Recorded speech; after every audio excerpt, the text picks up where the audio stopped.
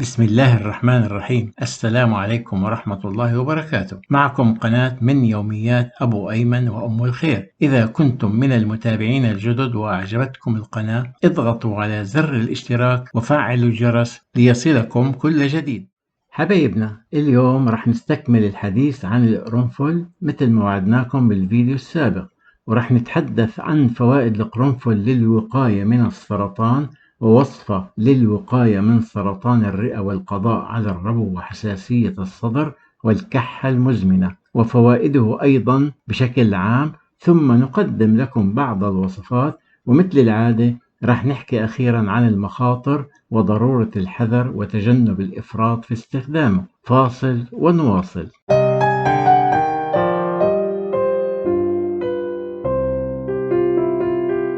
فوائد القرنفل للوقاية من السرطان. أظهرت بعض الدراسات قوة القرنفل كعامل مضاد للسرطان، فقد وجدت دراسة أن مستخلص القرنفل قد قلل نمو الخلايا السرطانية، ووجد أن الإيجينول يساعد أيضا في تقليل خلايا سرطان عنق الرحم. وهذه الوصفة للوقاية من سرطان الرئة والقضاء على الربو وحساسية الصدر والكحة المزمنة. والطريقة هي وضع 100 جرام من القرنفل غير المطحون، يعني رؤوس القرنفل، مع 50 جرام من الشاي الأحمر في لتر من ماء الشرب في قارورة، وتوضع هذه القارورة في حرارة الغرفة لمدة 24 ساعة على الأقل، ثم يتناول ملعقة منها في الصباح وملعقة في المساء. وبعد ما ذكرنا فوائد القرنفل بتخصص، رح نتحدث هلأ عن فوائد القرنفل للإنسان بشكل عام. يعمل على تقوية اللثة ومسكن موضعي للأسنان، ويمنع الغثيان والقيء. فاتح للشهية، ويسهل القرنفل من عملية الهضم، ويعالج القرنفل أيضا آلام الرأس. يستخدم لعلاج مشاكل الهضم مثل الانتفاخ والالتهابات الجلدية ولدغات الحشرات. ويحمي القرنفل الجسم من السموم، وينشط القرنفل أيضا الذاكرة والجسم. والقرنفل يقوي القلب والكبد والمعدة، ويعمل على تقوية الدماغ والتخلص من البلغم، ويعتبر مطهر ومخدر للآلام والقروح، ومكافح للسرطان والروماتيزم والسكري والسل.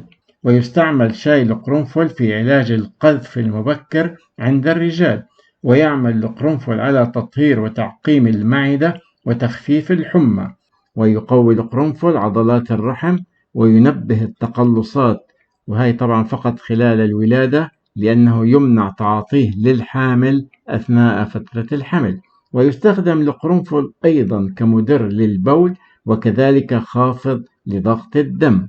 وأيضا هو فعال في تفتيت الحصى، وكذلك يفيد في أمراض الجلد وتنقية البول، وطارد للسموم، وضد النزلات الصدرية والصداع. وأيضا مفيد للتقوية الجنسية ومعالجة عسر التنفس والربو، وجلاء الصدر من البلغم والنيكوتين، وخاصة للمدخنين.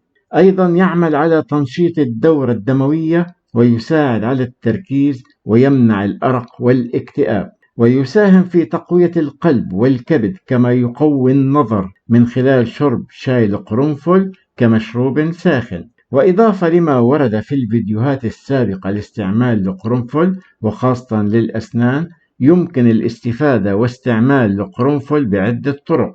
أولا، بالاستعمال الطبيعي بإضافته إلى الطعام مع التوابل. وثانيا، شرب شاي القرنفل ويكون بإضافة بعض الرؤوس حسب الرغبة إلى الماء المغلي، وتغطيته لمدة 5 دقائق. ولا ينصح بغلي القرنفل على النار، لأنه يفقد خواصه، فعند غلي القرنفل تتفكك الزيوت الطيارة وتتبخر، وبالتالي تقل القيمة الغذائية له. ولهذا يفضل غلي الماء أولا، ثم وضع العود فيه وتغطيته سريعا حتى لا يتطاير الزيت، بل عندما يتبخر الزيت يتكثف على الغطاء ويعود للمنقوع، وبهذا نضمن عدم ضياع الفائدة. وهذا ينطبق أيضا على جميع الأعشاب التي تحتوي على الزيوت الطيارة.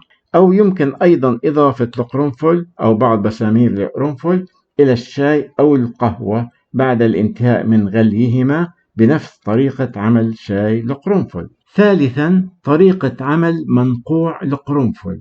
عند تحضير القرنفل لعلاج أحد الأعراض أو الحد منها أو الوقاية، لا بد من مراعاة تحديد الجرعات، فالجرعة المعطاة في البداية يجب أن تكون أقل كثافة بحيث لا تسبب أي مضاعفات مثل هبوط السكر في الدم، والحرص على عدم الإكثار بحجة أنه مفيد للتخسيس مثلا. ويمكن تحضير المنقوع بالمكونات التالية: كوب من الماء المغلي، ملعقة صغيرة من القرنفل، يعني ما يعادل ما بين من 5 إلى 10 مسامير حسب الرغبة، وحسب الرغبة يضاف أيضا ملعقة كبيرة من العسل الطبيعي. وطريقة التحضير: وضع القرنفل في الكوب وصب الماء عليه وتغطيته، فعندما يغطى المنقوع يحافظ الغطاء على الزيوت الطيارة، ثم نصفي الماء من مسامير القرنفل، ويمكن إضافة ملعقة عسل حسب الرغبة قبل تقديمه. ويمكن شرب المنقوع فاترا، أي بعد تحضيره بفترة قصيرة، ولكن الأفضل أن يحضر المنقوع في المساء ويتم شربه في صباح اليوم التالي، حيث تذوب كافة فوائد القرنفل من معادن وزيوت وفيتامينات في الماء خلال هذه الساعات، طبعا بالليل، ويقدم إما باردا بدون تسخين أو دافئا في الصباح. والآن وبعد أن عرفنا أهم فوائد القرنفل، فما هي محاذير استعماله؟ عرفنا أن القرنفل بهار أو توابل ومخدر، ولكن علينا الحذر وتجنب الإفراط في استخدامه.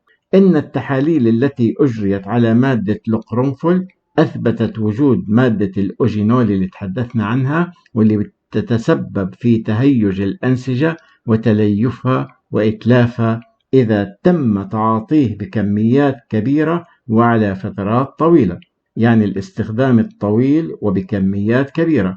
أما الاستخدام الطبيعي فلا ضرر منه. ويتسبب أيضا في سمية الكبد للإنسان بفعل زيت الأوجينول الموجود بنسبة 70% إلى 85% في الحبة الواحدة من القرنفل، والأمر يزداد خطورة في حال تعاطيه من قبل شخص يعاني أصلا من مشكلات في وظائف الكبد، في حين لا تأثيرات سلبية نتيجة تعاطيه بنسب قليلة وفي فترات متفرقة ضمن الإبهارات أو في المشروبات.